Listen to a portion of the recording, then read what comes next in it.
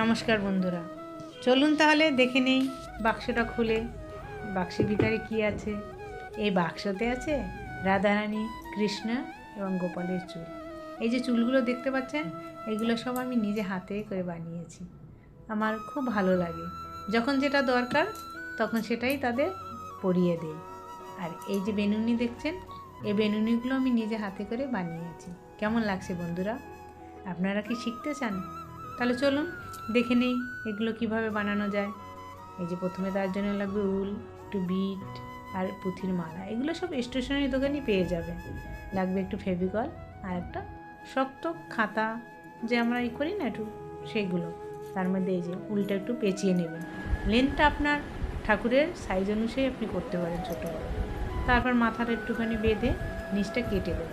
কেটে দিয়ে এরপর আমরা যে চুলে বেনুনি করি, সেইভাবে বেনুনির মতো করে নেবেন। বেনুনির মতো এই যে দেখুন, এরকম করে এর উপরে ফেভিকল লাগিয়ে এই যে বিট আর পুঁথিগুলো সুন্দর করে লাগিয়ে দেবেন। আমি সাজাবো। কেমন লাগছে আপনাদের? হরে কৃষ্ণ, হরি বল।